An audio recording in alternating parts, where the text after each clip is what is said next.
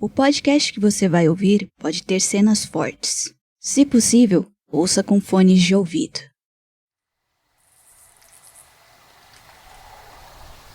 Hyakumonogatari, as 100 histórias. É uma brincadeira que surgiu na época dos samurais. Em uma noite sem lua, todos se reuniam num círculo, cada um com uma vela acesa e uma história de assombração para contar. Terminada sua história, apagava-se a sua vela. Dizem que se a 100ª vela é apagada, um fantasma aparece. Vamos tentar?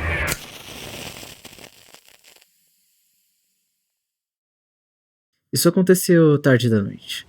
Logo depois de eu ter saído com um amigo e levado ele pra casa enquanto chovia. Na volta, eu lembrei que eu ainda não tinha lido mangá naquela semana.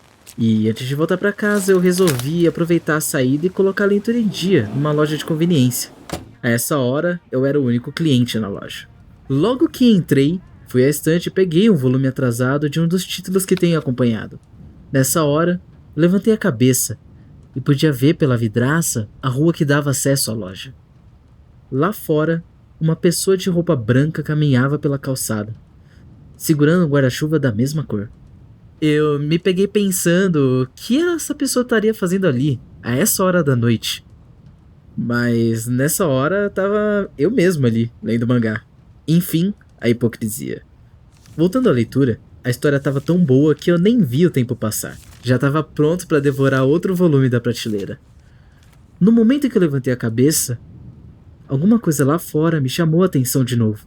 A mesma pessoa do guarda-chuva estava andando pela rua, mas em frente à loja. Quer dizer, certeza mesmo eu não tinha. Até porque tem o vão do estacionamento entre a rua e a loja, e ela estava longe. Mas a aparência e o jeito de caminhar eram muito parecidos com o que eu tinha visto antes. No final, eu não dei bola. Tem louco pra tudo, né?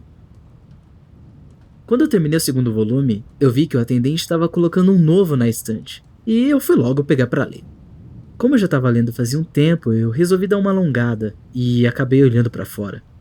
A mesma pessoa de roupa branca ainda estava ali, caminhando pela mesma rua. Isso estava ficando estranho. Eu tentei abrir o volume para ler com aquele cheirinho de toner e papel novo, mas em vez de focar na história, me pegava olhando para a vidraça. Apesar de tudo isso, eu consegui me atualizar no mangá, e assim que eu acabei, bateu uma fome. Fui até o atendente da loja, que era muito simpático e jogou conversa fora comigo durante um tempo. Não demorou muito para escolher alguma besteira para comer e, enfim, sair da loja. A chuva estava fraca, mas o temporal podia armar a qualquer momento, o que me fez apertar o passo para casa. Só que assim que eu pisei na calçada, eu gelei. Uma pessoa com guarda-chuva branco estava andando a, sei lá, uns 20 metros na minha frente. Como era uma cidade do interior, quase não tinha carro rodando ali, muito menos poste ligado na rua, o que deixava os arredores da loja num breu total e a situação toda ainda mais bizarra. Ih, caralho. Comecei a diminuir o passo de propósito, mas não tinha o que fazer. A distância entre a gente ficava cada vez menor. Cacete, que lerdeza! Não demorou muito e logo não tinha muita distância separando eu e aquela pessoa. Era cedo para tomar esse caminho, mas como não queria chegar muito mais perto e nem ultrapassar, eu pensei em dobrar a esquina. No que eu pensei, a pessoa na minha frente virou onde eu estava planejando virar. Isso, beleza.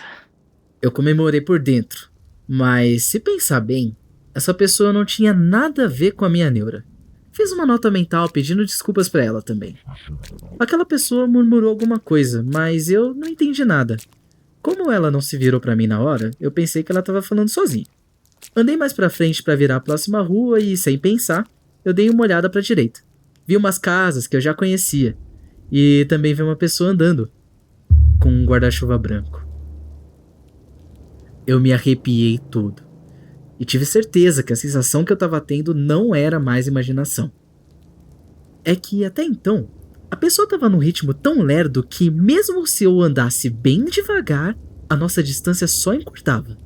Agora, ela não só estava mais rápida, como também andava a passos mais largos do que antes e pegou a rua paralela anterior à minha.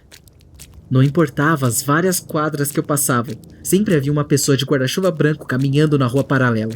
Mesmo que eu aumentasse ou reduzisse a velocidade num ponto cego, quando atravessava a rua, essa mesma pessoa estava atravessando a rua do outro lado. Me bateu um pavor e eu comecei a correr.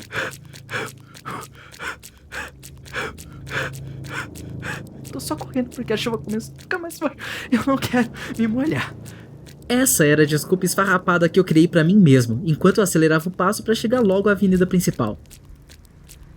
Assim que eu cheguei, eu comecei a ver vários carros cruzando a avenida. E me deu um alívio enorme.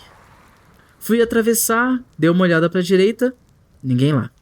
A rua do lado não tinha semáforo, então era meio chato de atravessar. Mas deu tudo certo, atravessei a avenida e passei uma esquina. Nessa hora, reuni toda a coragem que tinha e dei uma olhada pra direita. Não tinha ninguém.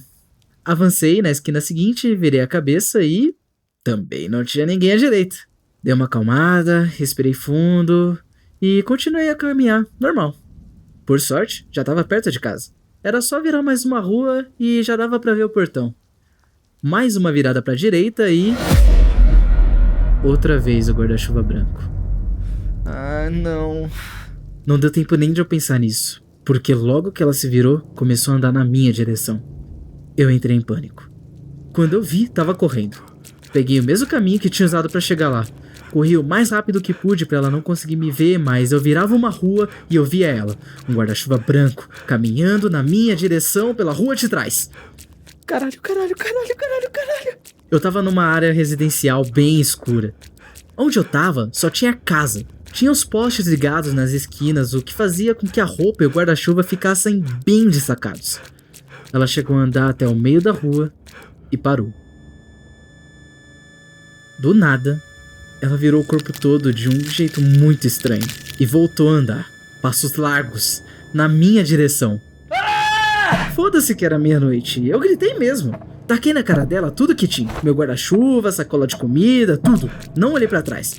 Saí correndo, desesperado daquele lugar. Enquanto corria, eu tive a ideia de ligar pra aquele meu amigo que eu levei até em casa. Porra, cara, isso é hora de ligar, eu tava dormindo. Cara, eu tô indo pra sua casa agora. Me deixa ficar aí, pelo amor de Deus. Tá, de boa, vem pra cá, tranquilo. Com essa esperança, eu apertei o passo. Passei a avenida principal, a loja, e quando eu ia dobrar a esquina, no final da rua, havia alguém parado, segurando um guarda-chuva branco. Puta que pariu, meu Deus, por quê? Eu resolvi parar de dobrar as ruas e fui até a próxima esquina. Mas, de novo, guarda-chuva branco no final da rua. Ah, merda! Continuei subindo a rua até que o meu celular tocou. Só que o aviso na tela não era de uma ligação pra mim, mas de uma chamada perdida. 3 delas. E foi só aí que eu percebi o horário. Já eram 4 da manhã. Na minha cabeça, só tinha passado 10 minutos. Mas na verdade foram tipo 3 horas. Eu não virei mais nenhuma esquina. Tava andando pela mesma rua há um tempão e, mesmo assim, eu não saí da cidade. O lugar em que eu nasci e cresci parecia outro completamente desconhecido. Isso me deixou apavorado. Liguei pro meu amigo, que perguntou ainda sonolento. Ô, bundão, ainda não chegou? Onde é que você tá, caralho? Vai vir não, porra? Cara, eu quero chegar aí, mas eu não consigo. Eu não posso virar a esquina. Quando eu viro, já aparece no final da rua alguma coisa segurando um guarda-chuva branco. Não sei se eu consegui explicar direito pra ele a situação, mas aí ele disse: Olha, mano, eu não sei do que você tá falando, tá? Mas se essa coisa chega antes de você, tenta usar isso a seu favor, porra. Hã? Olha só, você pode dobrar na rua contrária daquela que você quer virar mesmo. Aí essa coisa com guarda-chuva vai aparecer à sua frente, não vai? E se você virar nessa hora e correr na direção que você quer mesmo, hein? Você pá que assim não vai dar bom? Tá, caralho, eu vou tentar. A esse ponto, eu já não conseguia pensar em mais nada pra sair dessa, então toda a ideia era válida. Tentei seguir à risca o que ele tinha me falado. Na esquina seguinte, ao invés de virar onde eu queria, eu virei o contrário. Aquela pessoa realmente apareceu de novo, mas eu me virei, corri pra chegar no sentido certo e ela não conseguiu me seguir.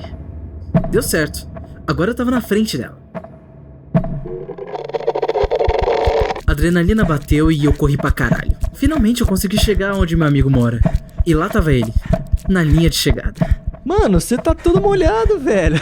Cadê teu guarda-chuva? Eu não liguei pras risadas, porque o alívio de ter ele junto comigo era muito maior do que qualquer coisa. Eu expliquei o que eu tinha passado e pedi pra ele ver junto comigo o caminho que eu tinha feito. Estava escuro e meio distante, mas dava pra ver claramente alguém com roupas brancas, segurando um guarda-chuva da mesma cor do outro lado do cruzamento. Ele ficou assustado e a gente correu pra dentro.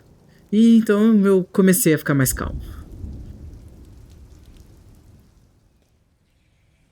No mesmo dia, a gente foi junto pro santuário, famoso no distrito pelo seu poder de purificação. A gente pediu por uma oração de exorcismo, mas o sacerdote só deu um toque pra gente. Disse que era melhor a gente esquecer aquilo, que tem coisas que realmente fogem à nossa compreensão e ele não sabia dizer o que essa entidade realmente era. Aquela, graças a Deus, foi a única vez que eu passei por isso. Eu espero que nunca aconteça com você. Mas se um dia você vê uma pessoa de roupas e guarda-chuva brancos, lembra da dica que meu amigo me deu.